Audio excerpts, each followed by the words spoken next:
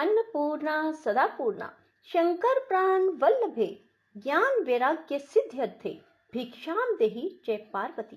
राधे राधे मेरे प्यारे भाइयों बहनों माताओं व बंधुओं, संस्कार की बातें चैनल में आपका स्वागत है।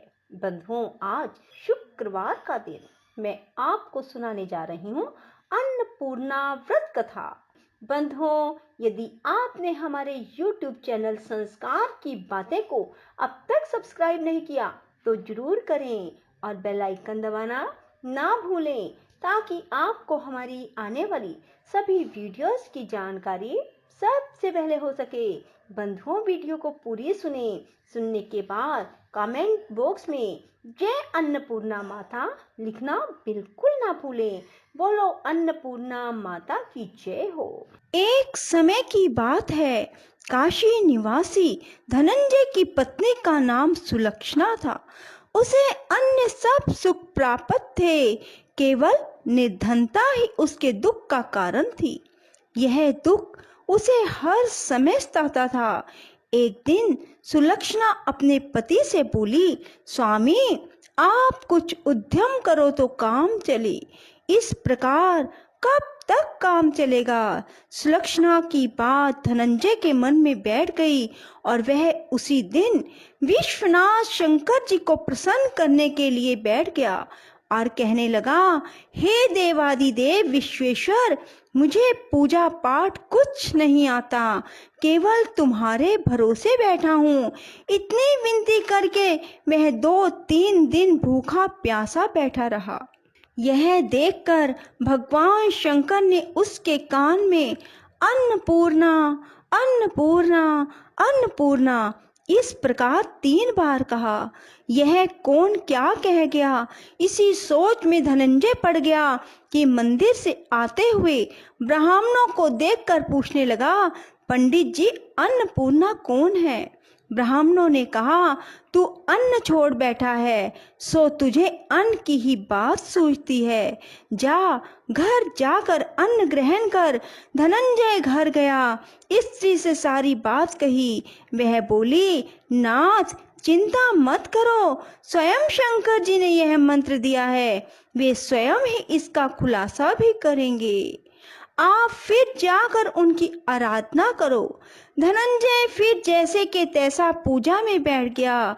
रात्रि में शंकर जी ने आज्ञा दी, कहा, तू पूर्व दिशा में चला जा।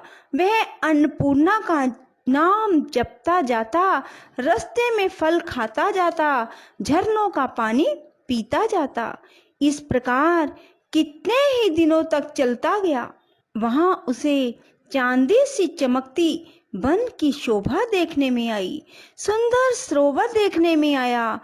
उसके किनारे कितनी ही अप्सराएं झुंड बनाए बैठी थी, एक कथा कहती थी और सब माँ अन्नपूर्णा इस प्रकार बार बार कहती थी। यह अगहन मास की उजियारी रात्रि थी। आज से ही व्रत का आरंभ था। जिस शब्द की खोज करने वह निकला था उसे वहां सुनने को मिला। धनंजय ने उसके पास जाकर पूछा, हे देवियों, आप यह क्या करती हो। उन सब ने कहा, हम सब माँ अन्नपूर्णा का व्रत करती हैं। व्रत करने से क्या होता है, यह किसी ने किया भी है, इसे कब किया जाए, कैसा व्रत है और इसकी क्या विधि है, मुझसे भी कहो। वे कहने लगी, इस व्रत को सब कोई कर सकते हैं। 21 दिन तक के लिए 21 गांठ का सूत का धागा लें। 21 दिन यदि ना बने तो एक दिन उपवास करें। यह भी ना बने तो केवल कथा सुनकर प्रसाद लें। निराहार रहकर कथा कहें। कथा सुनने वाला कोई ना मिले तो पीपल के पत्तों को रख, सुपारी या गुवार पाठा के वृक्ष को सामने कर, दीपक को साक्षी कर, सूर्य, गाय, तुलसी या महादेव को बिना कथा सुनाए मुख में दाना ना डालें। यदि भूल से दाना पड़ जाए तो एक दिवस फिर उपवास करें। व्रत के दिन क्रोध ना करें, झूठ ना बोलें। धनंजय बोला, इस व्रत के करने से क्या होगा, वे कहने लगी, इसके करने से अंधों को नेत्र मिले, लूलों को हाथ मिले, निर्धन के घर धन आए, बांझी को संतान मिले, मूर्ख को विद्या आए। जो जिस कामना से व्रत करे, माँ उसकी इच्छा पूरी करती हैं। वह कहने लगा, बहनों मेरे भी धन नहीं है, विद्या नहीं है, कुछ भी तो नहीं है। मैं तो दुखिया और दरिद्र ब्राह्मण हूँ, मुझे इस व्रत का सूत दोगी? हाँ भाई, तेरा कल्याण हो, तुझे देंगी, ले इस व्रत का मंगल सूत्र ले। धनंजय ने व्रत किया, व्रत पूरा हुआ।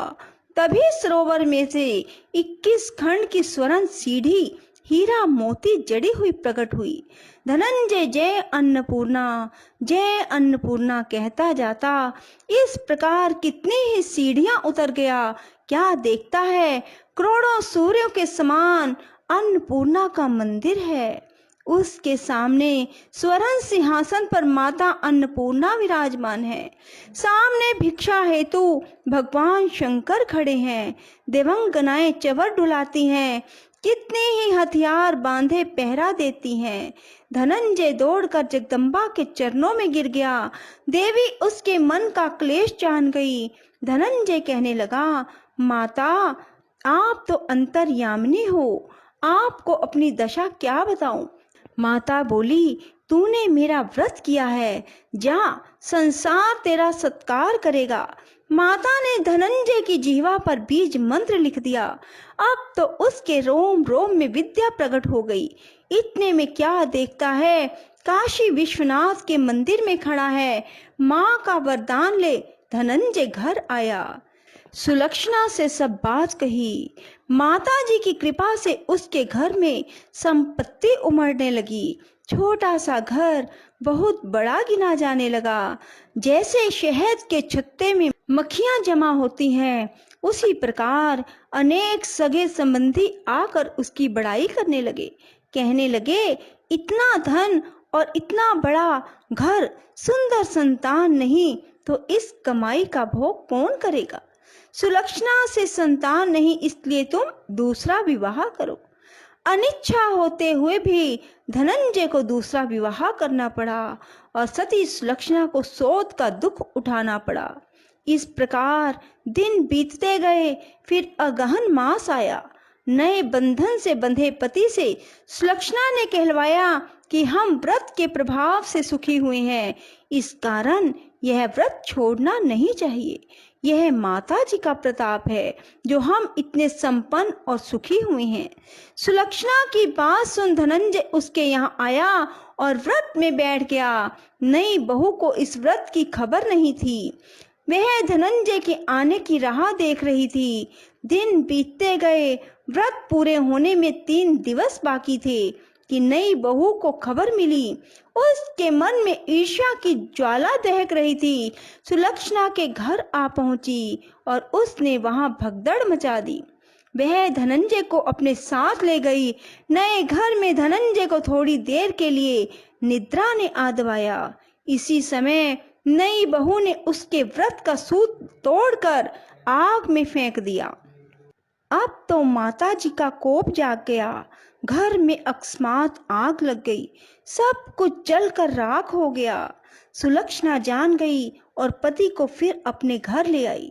नई बहू रूठ कर पिता के घर जा बैठी। पति को परमेश्वर मानने वाली सुलक्षणा बोली, नाथ घबराना नहीं, माता जी की कृपा अलौकिक है। पुत्र कुपुत्र हो जाता है पर माता कुमाता नहीं होती। अब आप श्रद्धा और भक्ति से आराधना शुरू करो, वे जरूर हमारा कल्याण करेंगी। धनंजय फिर माता के पीछे पड़ गया।